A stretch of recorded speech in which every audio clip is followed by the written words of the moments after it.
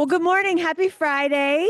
I'm Ariel, and I am so excited to. It was hard to try to book this one down. She had multiple gigs this week, and so it was we got lucky just because she lives here, but she almost couldn't get her. So this is Trish Dumser. If anybody doesn't know her, you need to. Trish has been storytelling for 25 years and was president of the North Carolina Storytelling Association. And she is going to give us about an hour. Oh, no, it won't be that long. God help them. About 40 minutes? Maybe 40 About minutes. 40 minutes of storytelling today. So here we go. Take it away, Trish. All right. Thank you. Thank you, Ariel. And thank you all for coming this morning. I know that you have 1,000 other things to do. So I really appreciate your fitting me into your very busy schedule. All right. And I'm going to say to you, Cade mille facce, 100,000 welcomes. You know, I didn't say top of the morning to you, would I? What would you answer if I said that? You're supposed to say, and the rest of the day to yourself. But that is very much Hollywood and Bing Crosby. That's not real Ireland, and that's not really the holiday. And in fact, the lady in front, my dear friend Sharon, is wearing the real color of St. Patrick's Day. For in the church, it was not a party day the way it is now. It was a very holy day. And they wore blue for the mantle of the lady, Our Lady, who would protect you from the leprechauns pinching you. Over the years, green became connected with Ireland, but in truth, she's in the right color. The rest of us are fine, no problem. There's a lot of myth and a lot of lore that circles around St. Patrick. And I'm going to try and sort it out just a little bit for you. Is that better? She can't hear.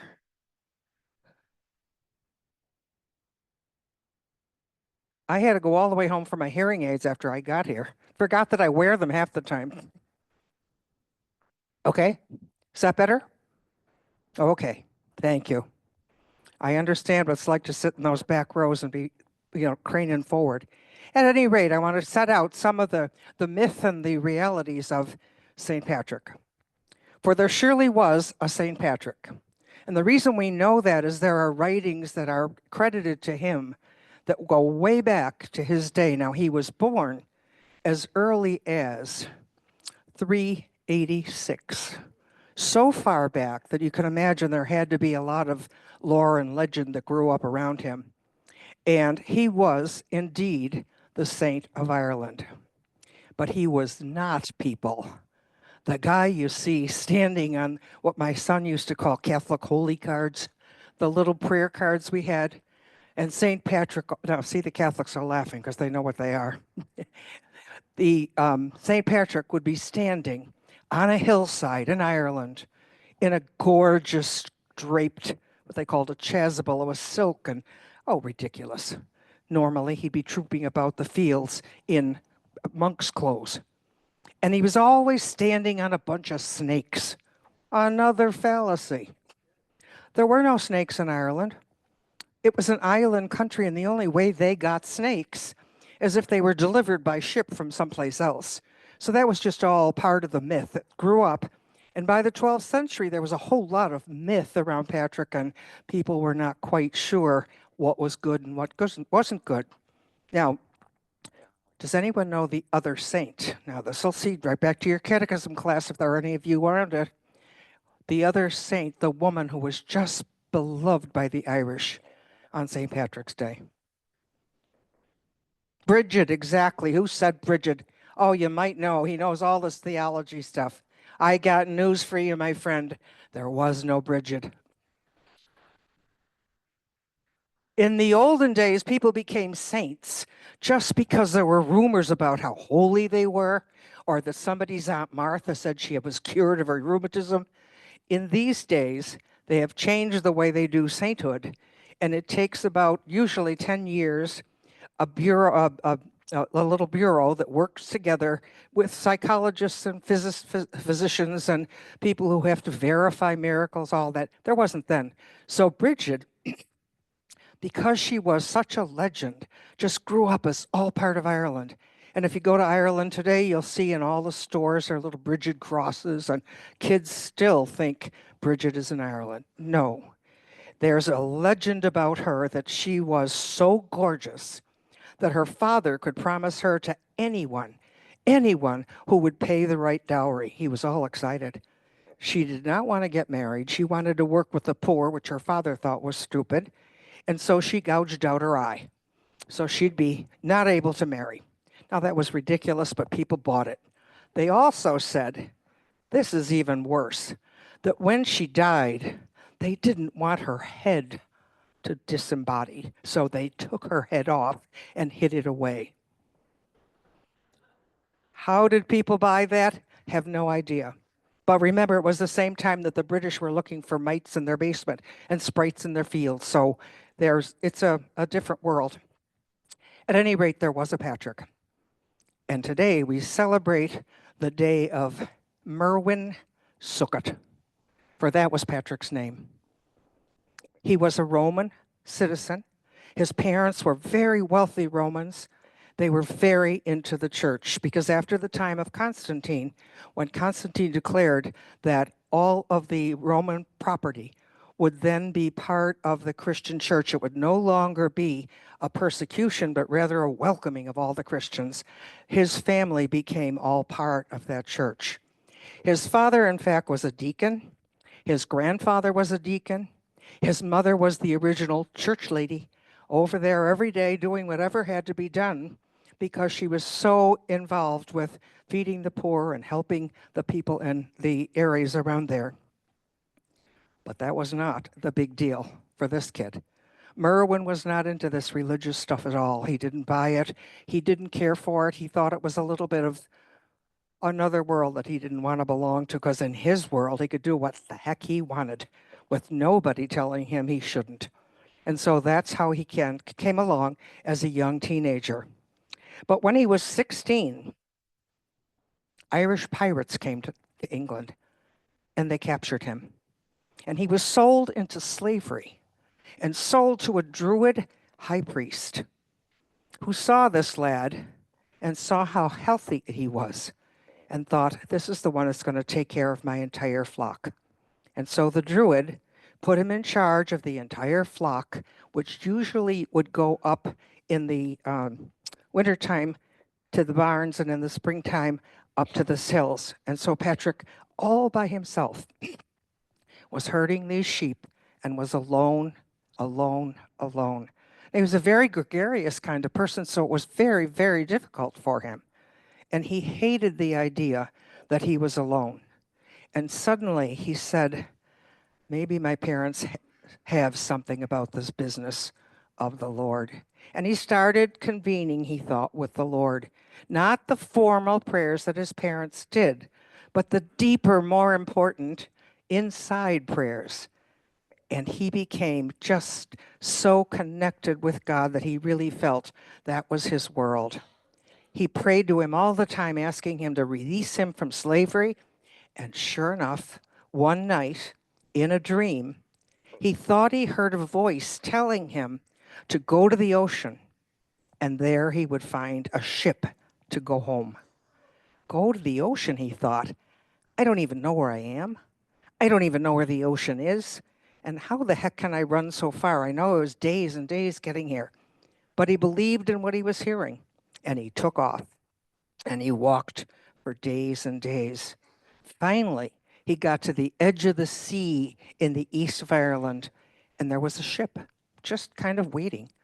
Now, he talked to the sailors on board and said, I've been sent. I've got to go on a mission. I'm going home, and I'm coming back to these people, but I have to go. They thought he was a little cuckoo, but he was in good shape, and he could help on the ship, so they took him on. Well, 4 days after they were on their ship sailing, they had some kind of a decision among themselves that they were going to leave the ship. They abandoned the ship and walked around when they had finally gotten to the Norman end of England and into the edge of France and decided they were on their own. They walked around for 200 days. Nobody knew where they were or what they were doing, but somehow Patrick felt led. And by God, whether you know it or not, he was able to find not only his hometown, but his own people. They were thrilled to death to see him and more than amazed that he had made this conversion from a non believer into someone so sincere about the Lord.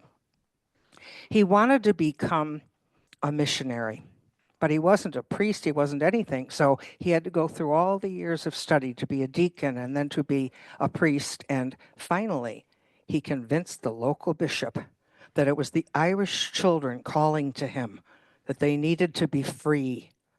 Maybe not free from their land, but free from the effects of paganism. And the bishop relented and said, Patrick, you may go. And so he set out for Ireland. And when you see him in that fancy outfit and all of that, that was definitely not Patrick. And the shamrock thing, 12th century. That wasn't anything that he thought of, but it does work. I learned that as a child, and it seemed very good to me. Yeah, there's one plant, there's three leaves, that's the one God and the three people.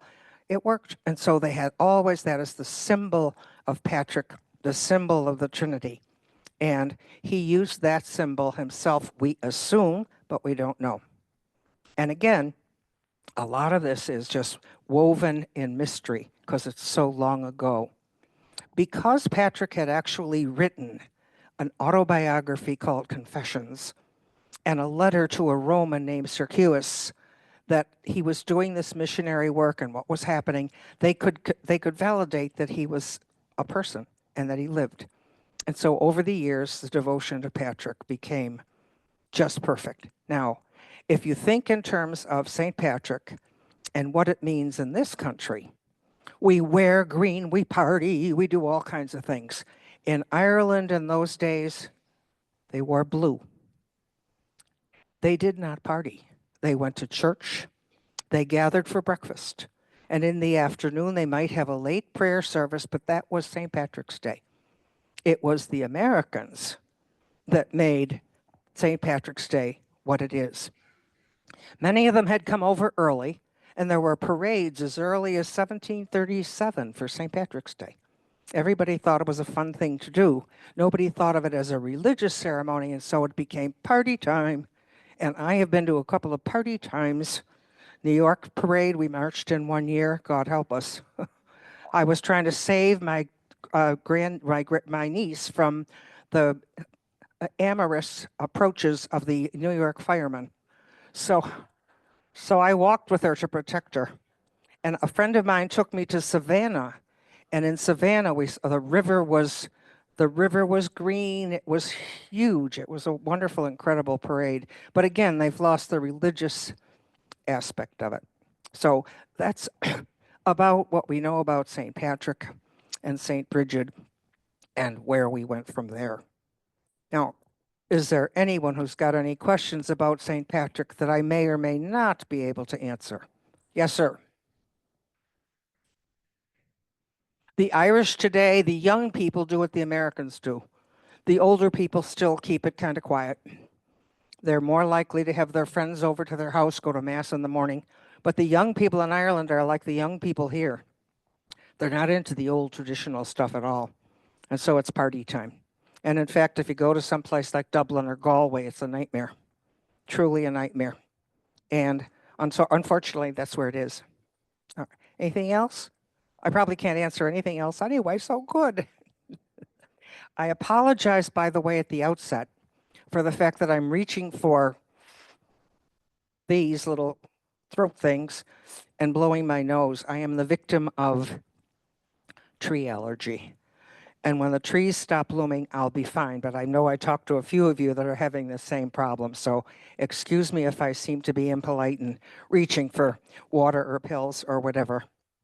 Now, I thought I might tell you a little story about Ireland, about the people there, about the hardest times in Ireland.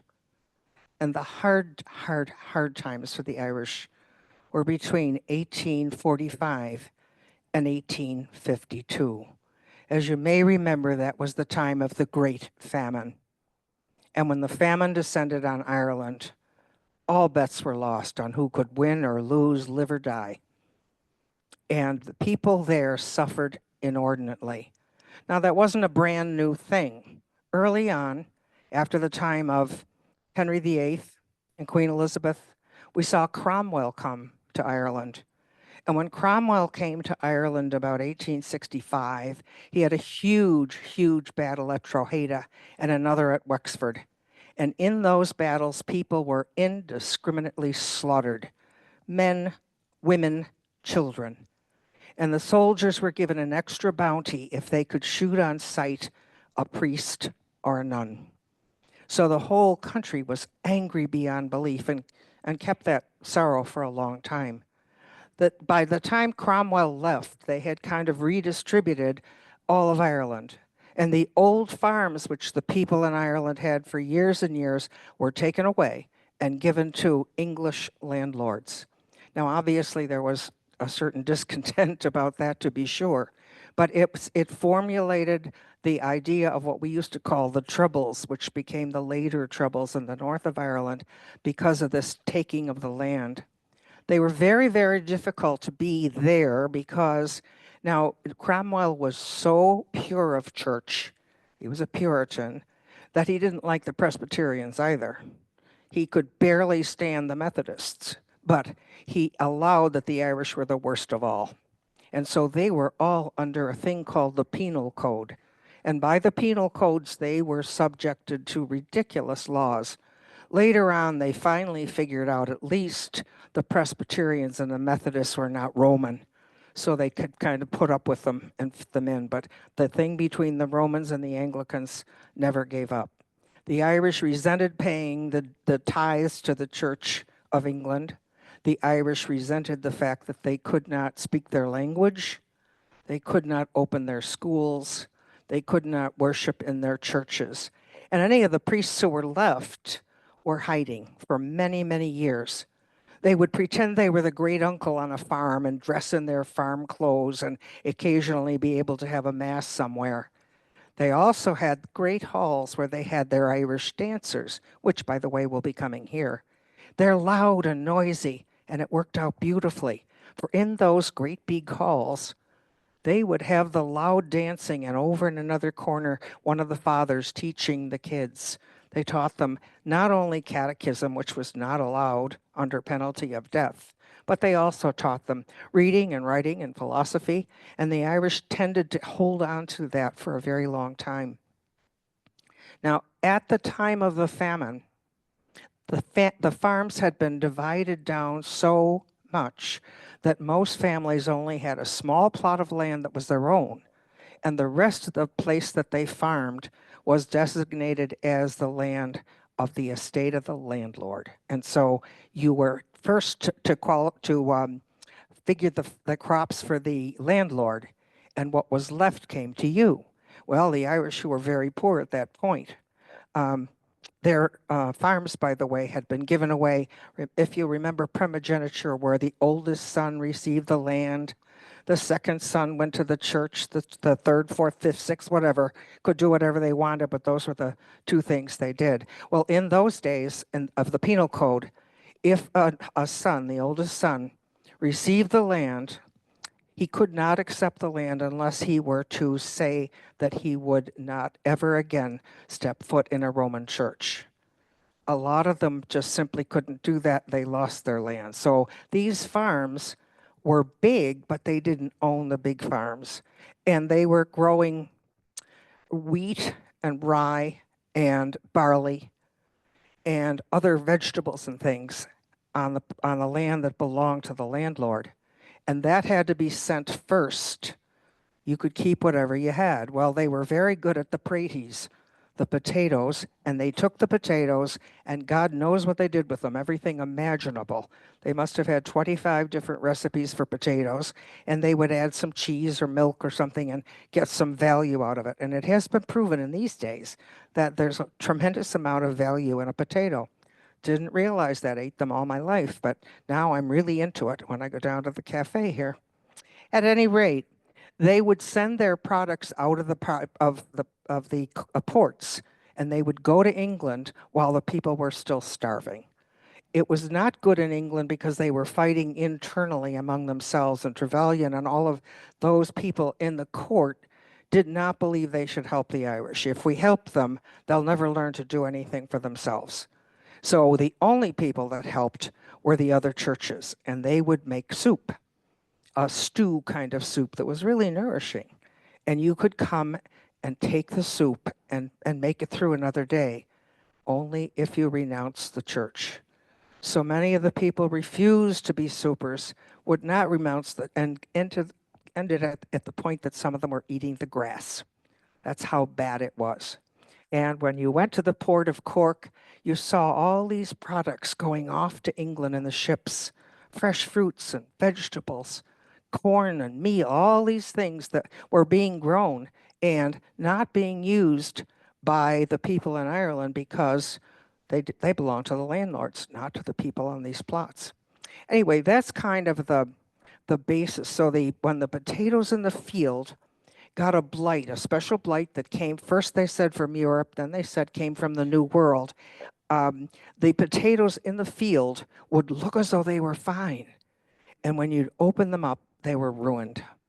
They were ruined to the point that not only could you not eat what was there were no seed potatoes for the next year. And so for those years, the people were in dire straits.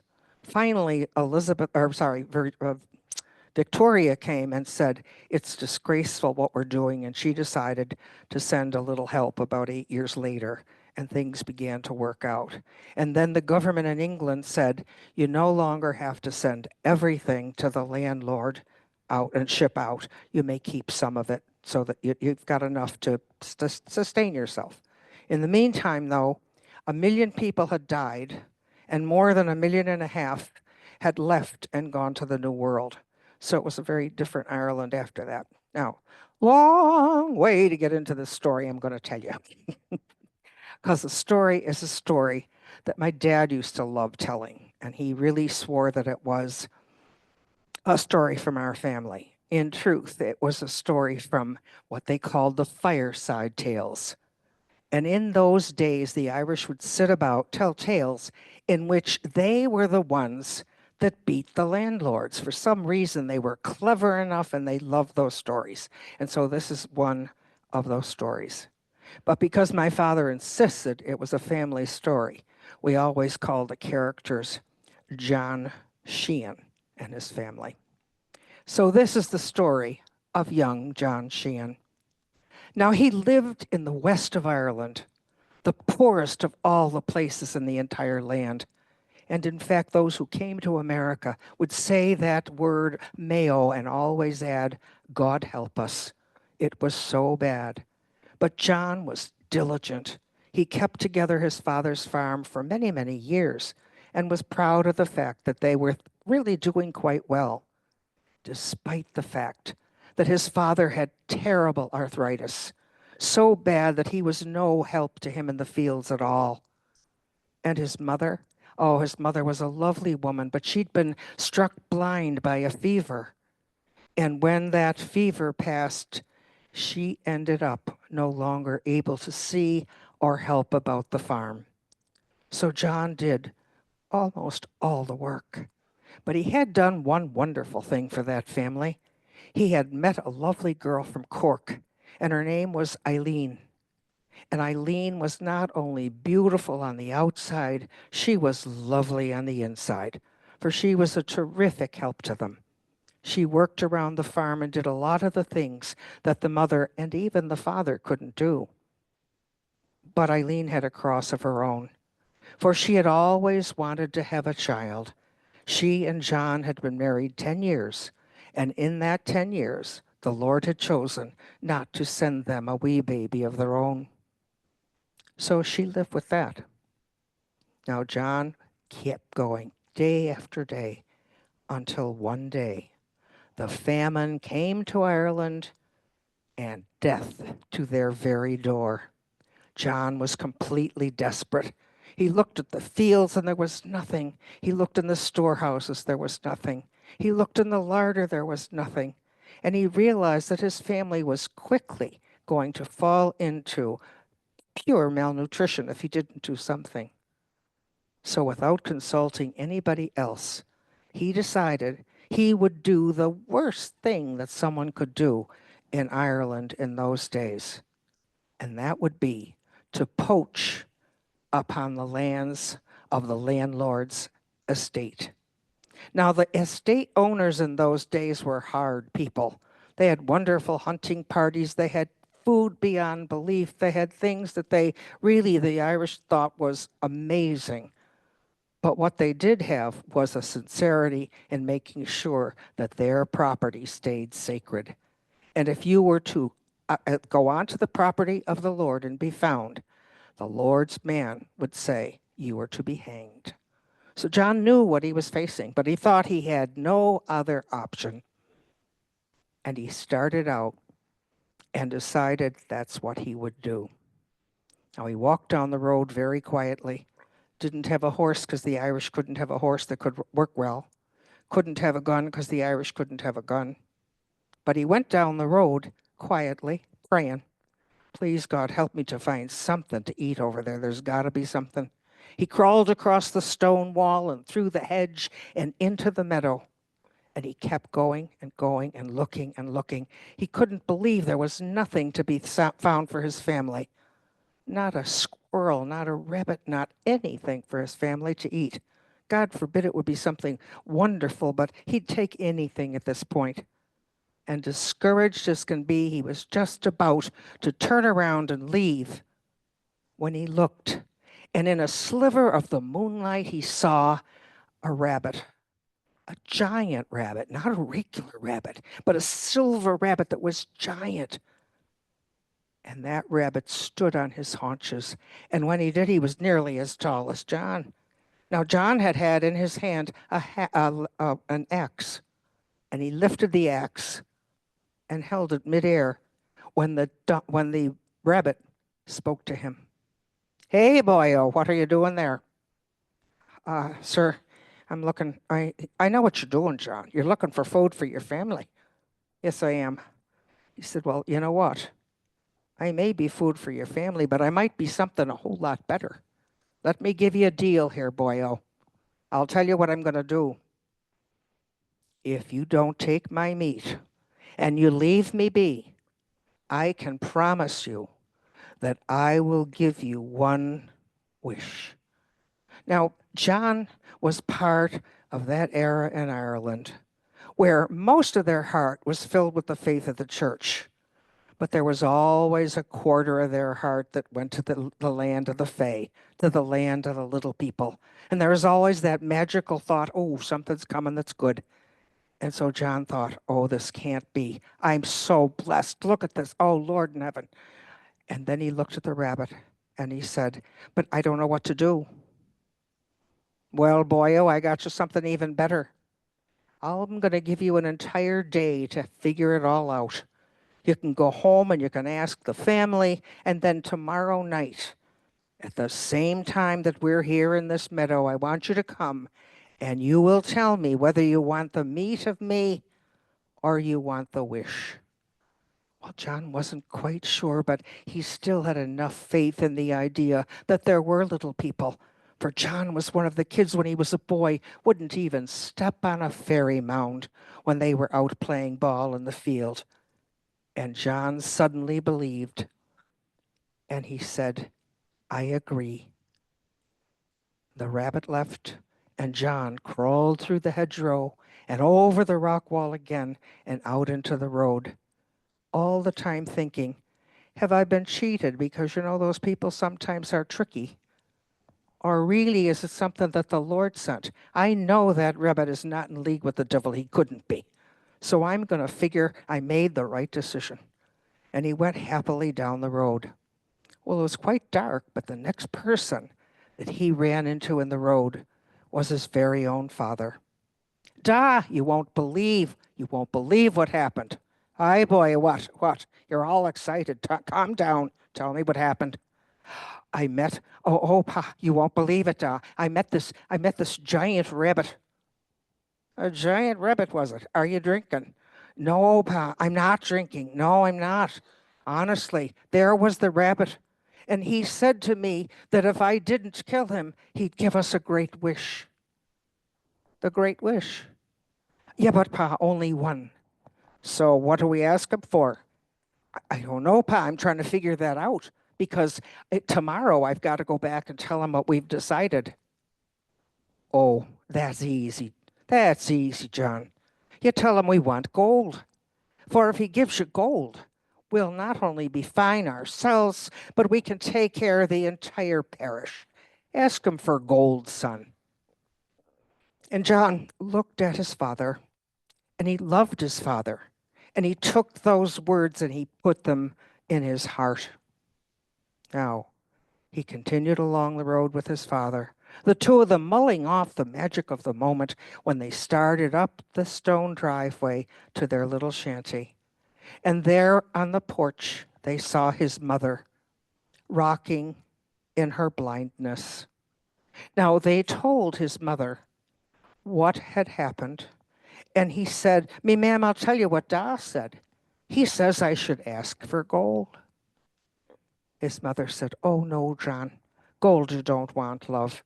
We've never had gold. We've never had riches. We've got a richness of a life that's our own. Don't be asking for gold, son. I'll tell you what you ask for. Ask for my eyesight. For if I had my eyesight, I could help your beautiful Eileen around the farm. Sometimes I think I'm a terrible burden on her, and I would love to be able to help her. And maybe things would solve her little problems if I helped." And John loved his mother, and he took her words and he put them in his heart. That night, the parents went up to bed to sleep. And as they slept, Eileen and John sat in their rockers by the turf fire, and he began to tell Kathleen about the adventure of the day. "Oh," she said, "you've been visited by the little people." John said, "I think so. I'm sure it wasn't the devil. It had to be the little people or someone from the Lord or something, but it was wonderful, Eileen. And he says that we can have one wish." "Oh," she said. Now John began to tell her what his father had asked. He said, "Da said to take gold." "Oh, no, no," Eileen said. "We don't need gold, John. Gold is sometimes the root of all evil. I don't care about the gold. What did your mother say?" He said, "My mother said, ask for her blindness to be covered away so that she can be helped around the farm." "Oh, John, God forgive me. I love your mother like my own, but I don't think that I would ask for that either. What have we been waiting for, John, for 10 years? A wee babe of our own, have we not? If we only get one wish, then take that one wish and make it be for a babe of our own. If the wish comes through, I'm sure the Lord will take care of us all." And John loved his Eileen, and he took her words and put them in his heart. That night, the other three went up to bed. They slept soundly. Not John. John spent the entire night tossing and turning and praying and, "Oh, God, help us. What am I going to do?" All night long, up and down, up and down. Finally, about 2 in the morning, he sat up bolt upright in his bed and said, "Oh my God, glory be to God, that's it. I'm set. I know what I'm going to do." And the next morning, he couldn't wait for the day to go by. He knew that as soon as the day went by, he'd be in that meadow with the little rabbit, who turned out to be such a big rabbit and so important in his life. Oh, this was going to be a grand evening.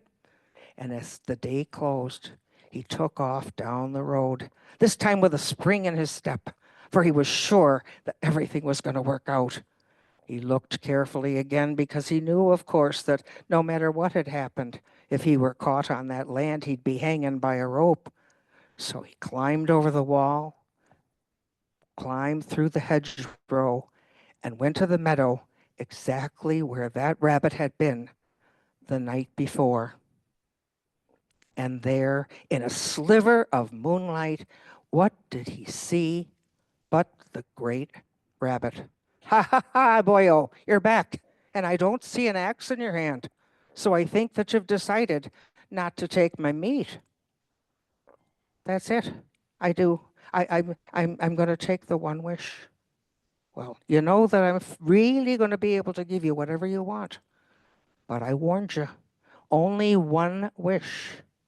Can't ask for anything more because it'll never come through to you. All right, said John. I'm ready. He said a little prayer, the kind of little prayers they used to pray when they weren't supposed to be praying. And on his heart, he could feel some sort of relief. And he looked up and he said, I'm going to take the one wish, and this is what I want. I want to see my mother watching my wife rocking our baby in a golden cradle. And so it was, and so they endured. Amen.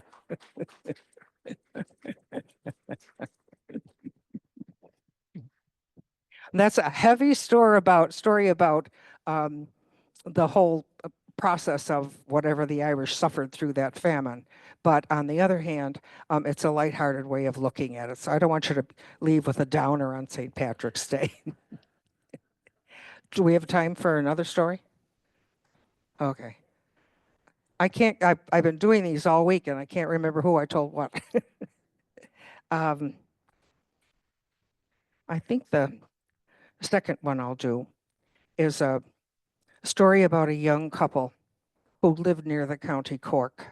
Now, that's where my people were from. So, my great grandfather, who came from Ireland, I did not know him.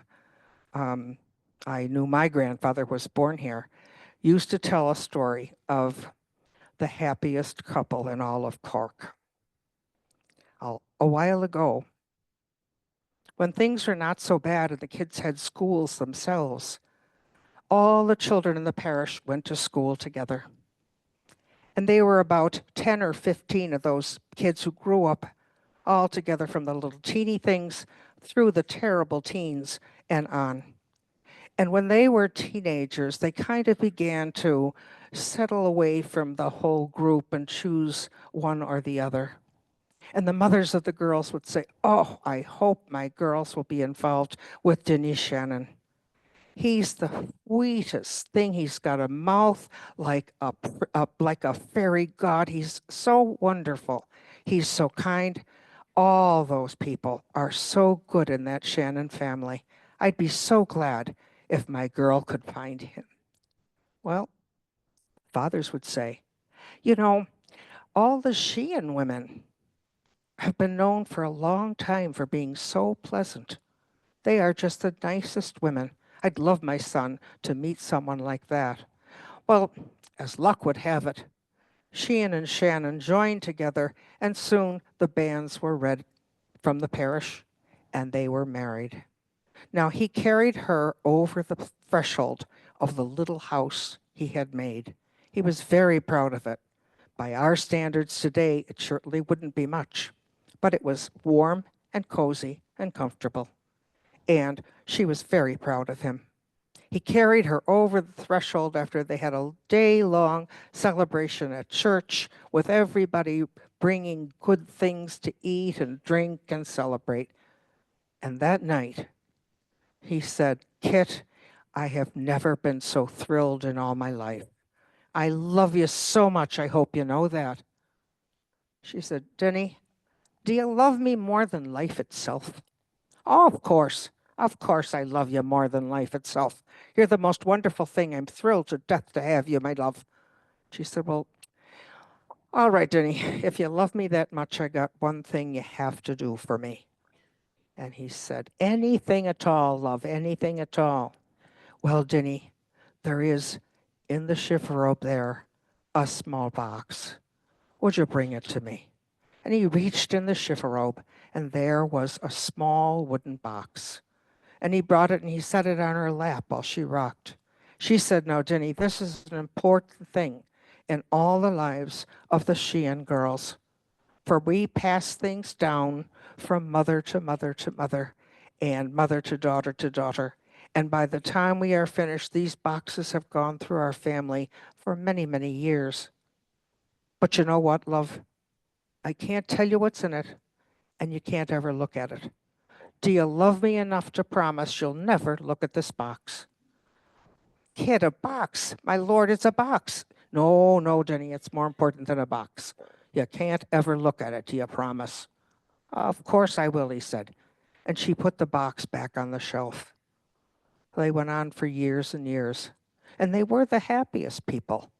Now, no one was quite sure what their secret was. The ladies with the six of them trailing behind them said they don't have kids, that's why. And the ones who were at church said, because she's just by nature a happy person.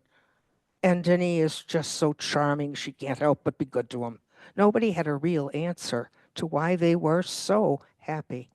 And they went on that way for years and years. And even the fact that they were the happiest in Cork spread about. And people from Crookhaven and the neighboring towns said, they must be a wonderful bunch. They're wonderful people. They're so happy. And we should figure out what in God's name is their secret.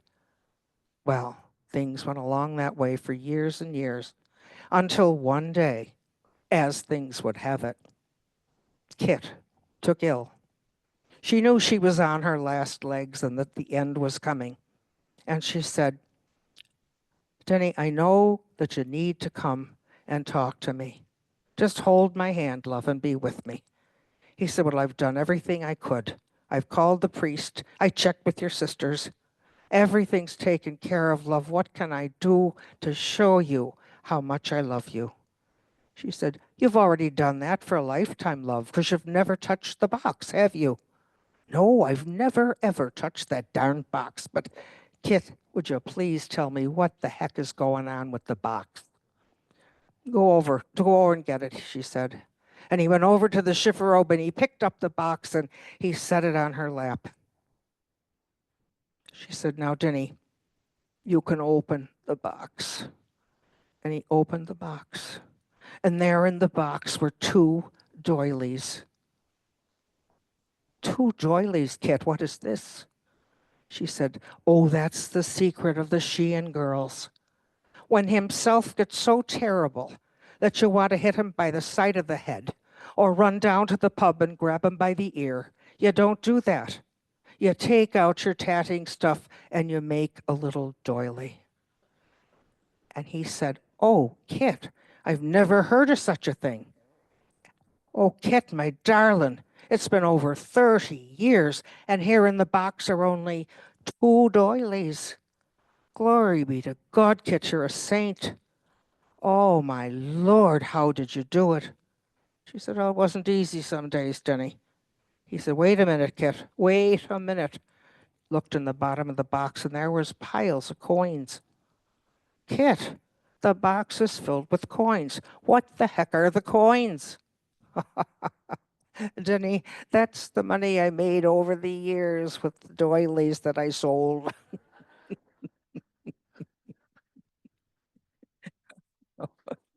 Oh, that was it.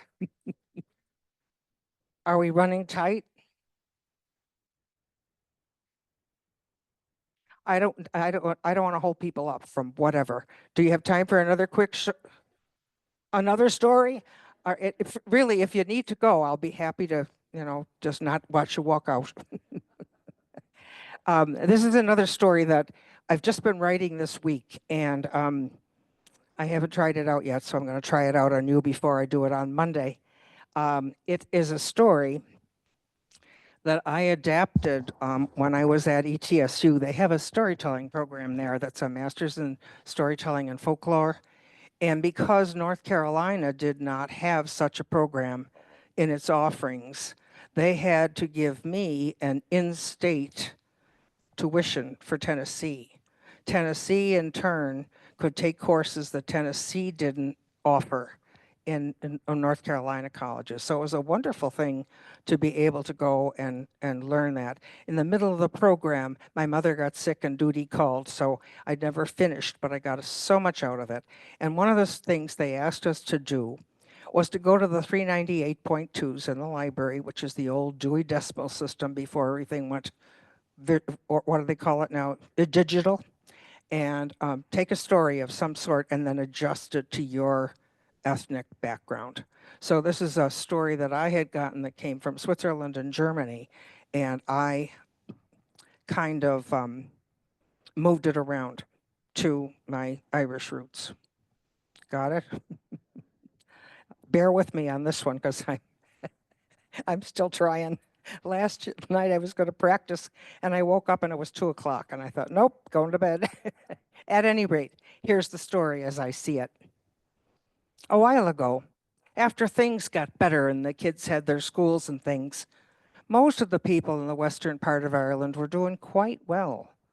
They really understood that they were learning, that if they learned the language, which they could now learn, they would be able to be part of an intellectual community eventually, and they could do things like eventually, as we know, they moved into to IT and became very, very profitable.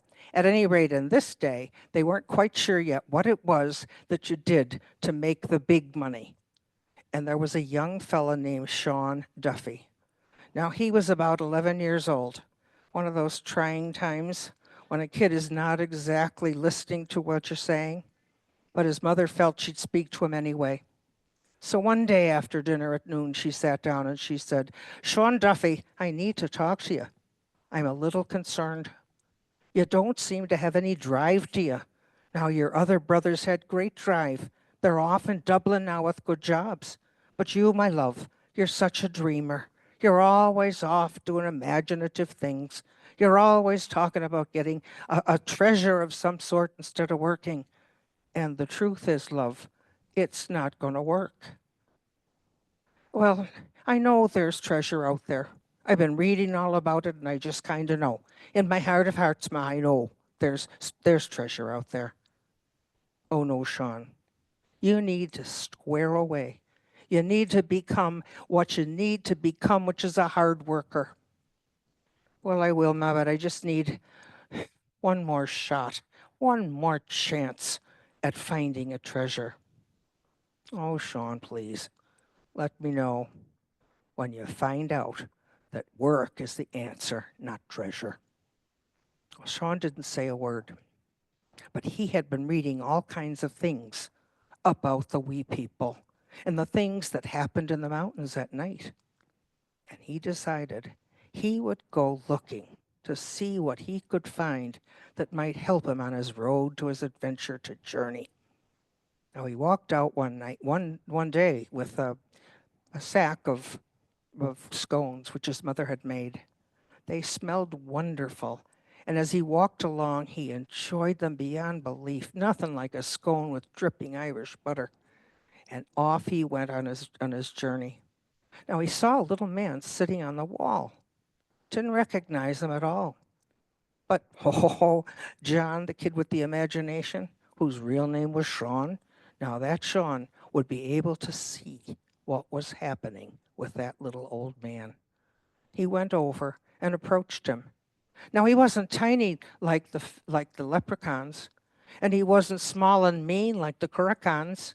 He was just an old man, a bit gnarled, a bit gray, a bit older looking, but that's how it happens, doesn't it?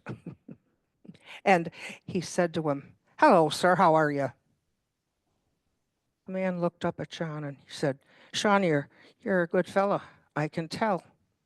Would you mind sharing those scones with me?" "Not at all. Me man makes the best scones in all of the land." "Here." And they sat down and shared a scone on the wall. John started to tell him about his dream of treasure. And the old man said, "You know, you're not too far off, for I do know there is a place where there is a treasure up in these hills." Sean was thrilled. He said, "Oh, would you tell me?" "You know what?" he said. You're a good You're a good lad. I can tell you've got a good heart, and I want to be able to help you. But I'm going to tell you something that's not only good but bad. For I'm going to give you directions, but if you don't follow the directions exactly, you could die. Oh, that seemed like a lot for an 11-year-old.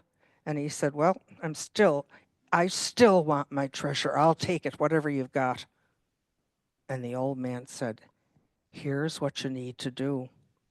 On the first moon, after the first month of the spring, I want you to go up that hill far to where the evergreen trees are. Do you know where that is, Sean? Oh, yes, he said. It's by the fairy mounds where we used to play when I was a kid. Up above there, there is a little slice in the mountain. Very, very narrow, but it's a slice in the mountain. And on that night, if you go at midnight, that slice will open.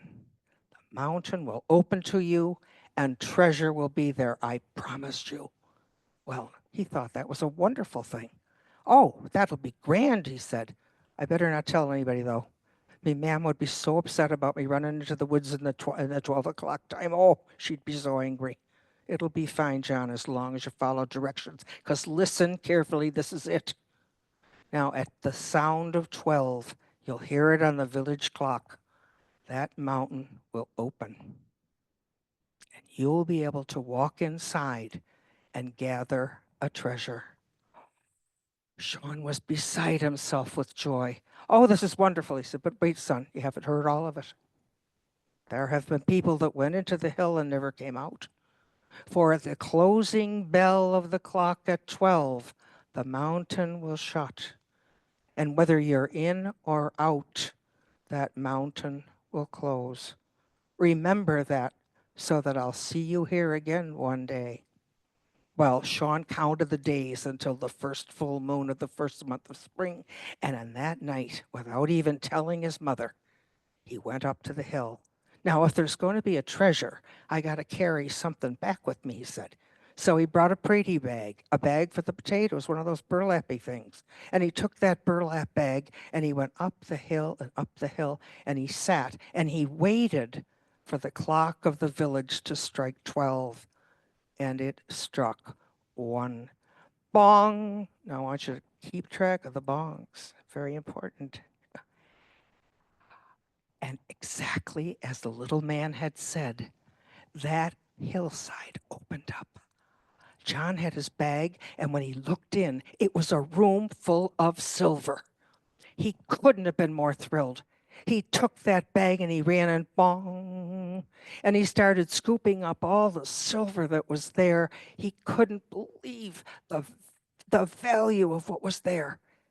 And he was thrilled. Bong, filled up that bag with silver, but just as he was about ready to walk out, he saw a small door in the back, and the small door had a handle, and he was dying of curiosity, and he had to find out what was behind that next door. And so he opened the door. It was a room of gold. So, of course, he was a bright little kid. What did he do? He dumped out the silver and he started the silver and started the gold and started piling the bag full of gold. Bong, and it rang. And he was listening, and he could tell what he was doing, but oh, God in heaven, he was so happy. It's enough for the whole county, he said. And he kept loading that bag, bong, with gold. It was getting heavier and heavier, and he started to turn around to go out. And oh, there was another door in back. This one was even smaller, and it had a little tiny handle, but it drew him to it. He couldn't stand it. He had to find out what was there. He opened the door. It wasn't silver. It wasn't gold. It was a room full of diamonds. Glory be to God on high. This is enough for all of Ireland, he said. I'll fill this bag. He dumped out the gold as fast as he could, took the bag, went into the other room, started piling it, filling with diamonds. Oh, there was so much there. Oh, my Lord in heaven, he said, I'll save everybody in the whole land. I'll fill some more. Bong. And suddenly he realized he was in a third room. He ran like mad with his bag in his hand, ran out the diamond room, and ran through the gold room, ran through the gold room, dragging that heavy bag. And suddenly he was in the silver room. Oh, my Lord. He could see the door, but it was way up there. How was he going to make it? And he heard bong. Yeah. And he took the bag and he ran and he ran. And all of a sudden he heard, the wall was closing. And he with the bag dragging it outside. And just as that last peal of a bell went through, he saw the door close. Oh, with the help of God, he was outside. But when he looked down, in his hand was not a bag full of diamonds, but a little tatter of burlap. The rest of it was caught in the hill, never to be gotten again. Oh, Sean lay down on the ground and said, I can't believe it. But when the end came, what was more important?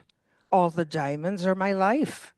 I have to understand what really counts in life. And so he had that night a great life lesson. He learned it's not what you have that counts, but who you are and how hard you work. And that's the story of Sean. Okay. Look at Don Crowley, all green all the way down. God bless him. With a name like Crowley, it'd have to be. I thank you very much for coming. I know how busy you all are. There's the one thing that's wrong with this place is that there's too much to do, right? So we thank you again. I certainly appreciate your coming, and I wish you all a very happy St. Patrick's Day. Okay.